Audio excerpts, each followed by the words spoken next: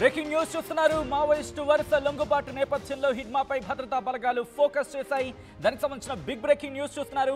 హిడ్మా కోసం భద్రతా బలగాలు స్పెషల్ ఆపరేషన్ ను చేపట్టాయి. లొంగిపోయిన మావోయిస్టులు ఇచ్చిన సమాచారం ప్రకారం 250 మంది అనుచరులతో తెలంగాణలోకి హిడ్మా ఎంట్రీ ఇచ్చినట్టుగా ప్రస్తుతం విశ్వసనీయ వర్గాల నుంచి సమాచారం అందినట్టుగా తెలుస్తోంది. ఈ క్రమంలో దండకారణ్య జోన్లో సైనిక కమాండర్లతో హిడ్మా కీలక సమావేశం నిర్వహించినట్టుగా తెలుస్తోంది. మరి ముఖ్యంగా ఈ జోన్కి సంబంధించి ఆ సైనిక కమాండర్లలో హిడ్మా కూడా కీలకం కావడంతో ప్రస్తుతం చర్చలు జరుగుతున్న సందర్భం అంటూ కూడా ఇంకొక డిస్కషన్ అయితే ప్రారంభమైంది. ఈ నేపథ్యంలో మావోయిస్టుల భారీ లొంగుబాటు కార్యక్రమంతో హిడ్మాలో టెన్షన్ మొదలైందంటూ కూడా ప్రస్తుతం డిస్కషన్ జరుగుతోంది. ఇటు ఏప్రిల్లో జరిగిన ఆపరేషన్ కర్రెగుట్ట నుంచి తప్పించుకున్నాడు హిడ్మా. ఈ క్రమంలో హిడ్మా కోసం ఇటు భద్రతా బలగాలు కూంబింగ్ ఆపరేషన్ ని మరింత తీవ్రతరం చేస్తున్నాయి. దానికి సంబంధించిన బిగ్ బ్రేకింగ్ న్యూస్ చూస్తున్నారు. ఆపరేషన్ కగార్ 2026 కల్లా 2026 ఐ థింక్ మార్చి కల్లా మావోయిస్టు రహిత దేశాన్ని నిర్మిస్తామంటూ ఇటు హోం మంత్రిత్వ శాఖ కంకణం కట్టుకుంది. ఇటు భారతదేశాన్ని మావోయిస్టు రహిత దేశంగా ఇటు ఏర్పాటు చేస్తామంటూ హోంమంత్రి అమిత్ షా చెప్పిన నేపథ్యంలో మావోయిస్టు వరుస లొంగుబాటు నేపథ్యంలో హిడ్మాపై భద్రతా బలగాలు ఫోకస్ చేశాయి. డీటెయిల్గా మాట్లాడుకునే ప్రయత్నం చేద్దాం. మా ప్రతినిధి రవి నాయక్ అప్డేట్స్ అందించేందుకు ఫోన్ లైన్లో సిద్ధంగా ఉన్నారు. ఒకసారి రవి నాయక్ దగ్గరికి వెళ్ళే ప్రయత్నం చేస్తున్నాను. రవి, ఎటువంటి కార్యాచరణతో లేకపోతే ఎటువంటి వ్యూహంతో భద్రతా బలగాలు ముందుకు వెళ్ళడం జరుగుతోంది? ఎటువంటి అంశాలకు సంబంధించి ఎటువంటి ఇన్ఫర్మేషన్ భద్రతా బలగాలకు అందిన పరిస్థితి ఉంది రవి? ఎస్ సచిన్, మనం ఒకసారి చూసినట్టు కనుక అయితే హిడ్మా ఇప్పుడు మోస్ట్ వాంటెడ్ మావోయిస్ట్ లిస్ట్ లో ఒక ప్రధానమైన నాయకుడిగా కనబడుతున్న పరిస్థితి. అయితే పోలీస్ బలగాల ముందు చాలా స్పష్టంగా ఇప్పుడు ఒకే ఒక ప్రశ్న, ఒకే ఒక అంశం, ఒకే ఒక ప్రస్తావన. హిడ్మా ఎక్కడ? హిడ్మాను ఎట్లా చేంజ్ చేయాలి? హిడ్మాను ఎట్లా దొరకబట్టాలి? హిడ్మా లొంగిపోనని నేరుగా పోలీసులకే సవాలు విసిరిన పరిస్థితి, సైనిక బలగాలకు సవాల్ విసిన పరిస్థితి. అయితే ఇప్పుడు హిడ్మా ఎక్కడున్నాడు అనే కోణంలో ఎవరైతే లొంగిపోయిన మావోయిస్టు నాయకులు ఉన్నారో వారి ద్వారా సమాచారాన్ని సేకరించే పనిలో పోలీసులు పడ్డారు. ప్రధానంగా ఎన్ఐఏతో పాటు ఇటు ఇంటెలిజెన్స్ వర్గాలు కూడా చాలా సీరియస్ గా మోస్ట్ వాంటెడ్ మావోయిస్టు నాయకుడు హిడ్మా మీద టార్గెట్ చేసిన పరిస్థితి. హిడ్మాను ఎలాగైనా ప్రాణాలతో లొంగిపోయే విధంగా చేయాలి, లేదు అంటే ఎన్కౌంటర్ లో చంపేయాలనే ఒక ప్రధాన ఆలోచనతో ఇటు సైనిక బలగాలు అయితే ముందుకు వెళ్తున్నట్టు తెలిసింది. అయితే దీనికి అనుగుణంగా ప్రధానంగా వరుస మావోయిస్టు పార్టీలో ఒక వర్గం లొంగుబాటుతో ఇటు కొంత కన్ఫ్యూజన్ వాతావరణం నెలకొనడంతో వెంటనే మావోయిస్టు పార్టీ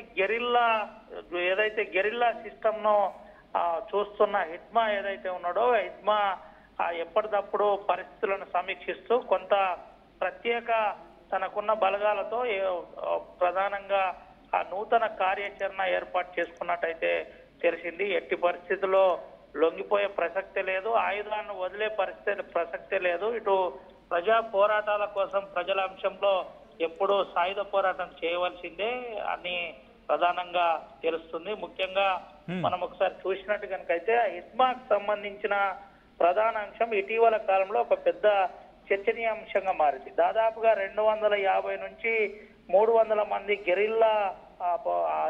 గెరిల్లాలో ఆరితేరి ఉన్న సైనిక బలగాలు అంటే మావోయిస్టు పార్టీలో చాలా కీలకంగా ఇటు పిఎల్జిఏలో గెరిల్లా వారికి సంబంధించిన కొంతమంది 250 నుంచి 300 మందితో తెలంగాణ సరిహద్దు ప్రాంతంలో హిడ్మా బాగా వేస్తున్నట్టయితే జోరుగా ప్రచారం అందుకుంది. ఇంటెలిజెన్స్ వర్గాలు కూడా అలర్ట్ అయిన పరిస్థితి. బార్డర్ చెక్ పోస్టులు అలర్ట్ చేస్తున్నారు. దీంతో పాటు ప్రాణహిత పరివాహిక ప్రాంతాల్లో డ్రోన్ల ద్వారా ఎప్పటికప్పుడు పరిస్థితులను సమీక్షిస్తున్నారు. కాల్ డేటాకు సంబంధించిన అంశంలో కూడా చాలా సీరియస్ గా పరిగణిస్తున్న పరిస్థితి. అయితే హిడ్మా చాలా జాగ్రత్తగా తన కార్యాచరణ ముందుకు తీసుకెళ్తున్న పరిస్థితి కనబడుతుంది. దండకారణ్యం జోన్ అంతా సైనిక బలగాలతో, సైనిక కవాతుతో మారుమోగుతున్న తరుణంలో హిడ్మా తనకు ఒక ప్రత్యేక వలయంతో ముందుకు వెళ్తున్నట్టయితే తెలుస్తుంది. ఇటు హిడ్మాకు సంబంధించిన స్పెషల్ ఆపరేషన్ కు కొంత పోలీస్ వర్గాలు కూడా సీరియస్ గా తీసుకుంటున్నట్టు ఏ విధమైన అంశాలనైనా ఎలాగైనా హిడ్మాను లైన్ లో తీసుకోవాలని చెబుతున్న పరిస్థితి. ఇటు బస్తర్ ఐజీ సుందర్ రాజన్ చెబుతున్న అంశం కూడా హిడ్మా మా రాడార్ పరిధిలోనే తిరుగుతున్నాడు అని చెబుతున్న పరిస్థితి. అయితే మా రాడార్ పరిధిలో తిరుగుతున్న హిడ్మాను